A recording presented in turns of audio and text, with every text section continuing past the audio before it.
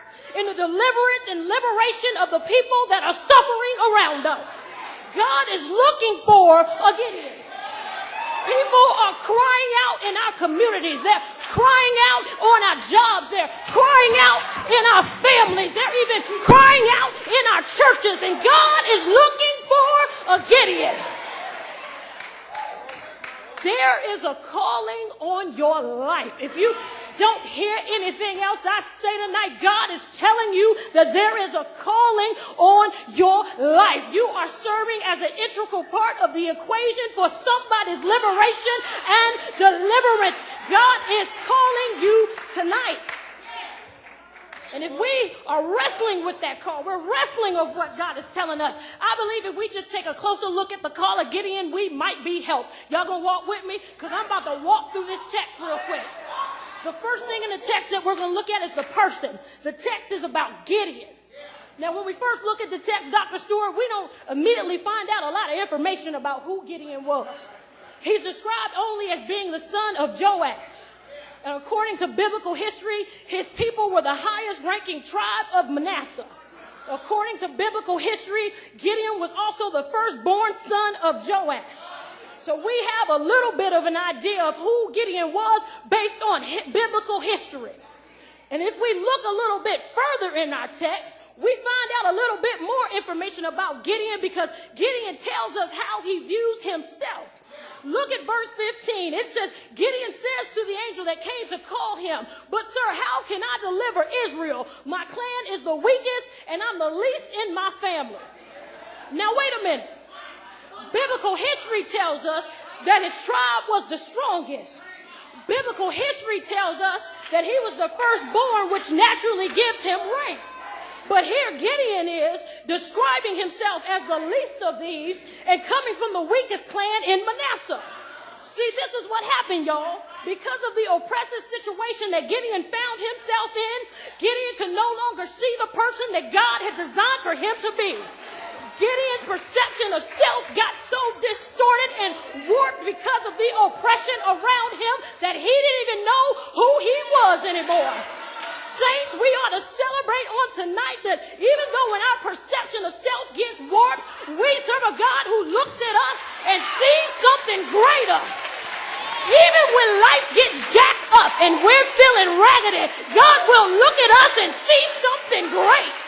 We look at ourselves, Charlotte, and we might see weak, but God looks at us and sees warrior. We might look at ourselves and see lack, but God looks at us and sees potential. We might look at ourselves and see not good enough, but God looks at us and sees leader.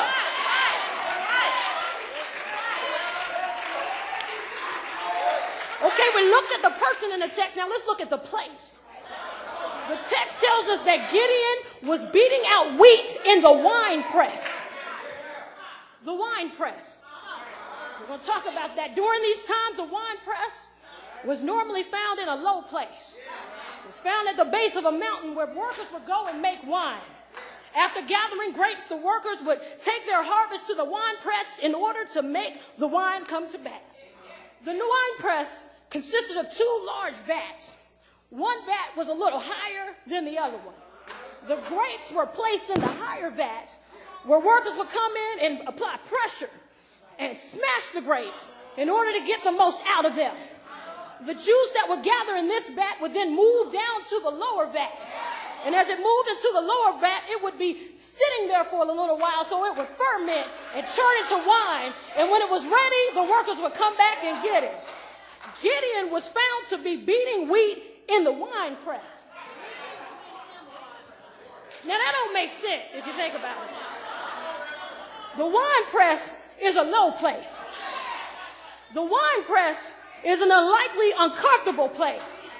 The wine press is a place that we would never predict to find ourselves. You know the wine press? The wine press is a place also, though, where there's great pressure, but also great reward. Brothers and sisters, we need to understand that we serve and love a God who finds us in those low places and will come to us in those times in life and call us out of there. In your moments of greatest discomfort, in your low places is where you see God most clearly. Because see, y'all, on the mountain, sometimes I can be too consumed about my own position. I can be too consumed about how high I am.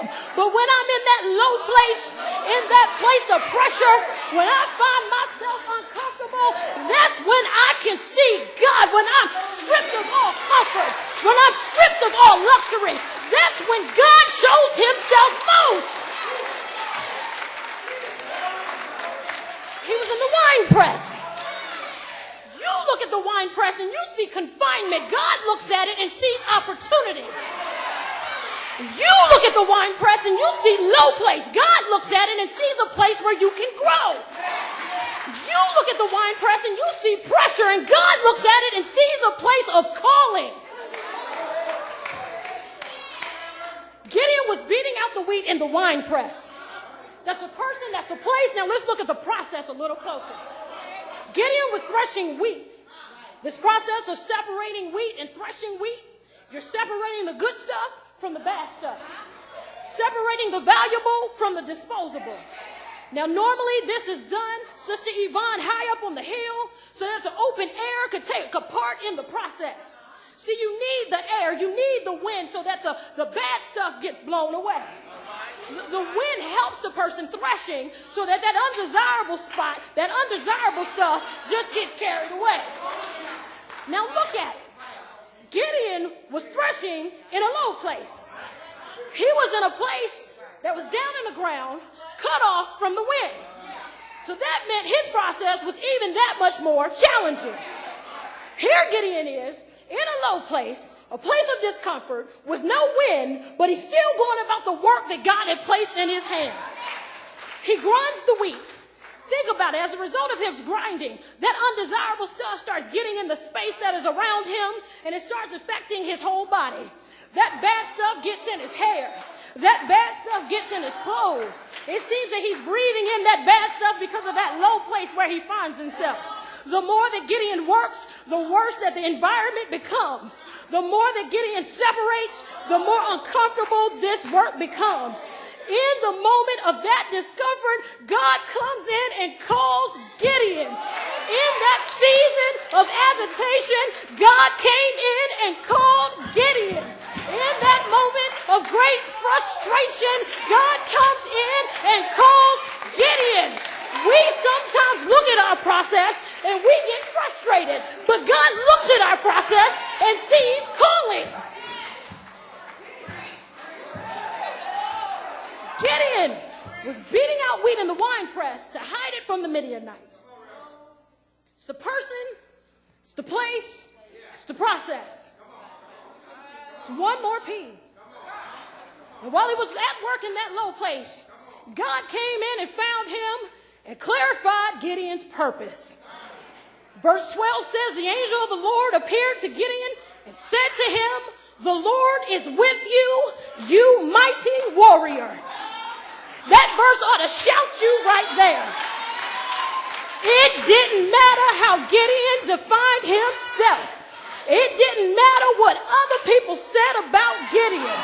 It didn't matter what the situation made Gideon think about his worth. It didn't matter that Gideon found himself in a low place. It didn't matter that he was doing a process that was uncomfortable, because God loved Gideon so much that God came to Gideon in that place and redefined purpose. So church, I don't know where you find yourself tonight. I don't know what your current situation is. I don't know what your condition is. I don't know if you're high up on a hill or you're low down in the wine press, but I do know this.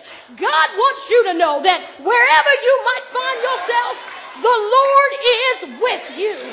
God is with you in the high places. God is with you in the low places. God is with you, not from a distance, but right there where you are. And God can use where you are to bless other people. And that's not about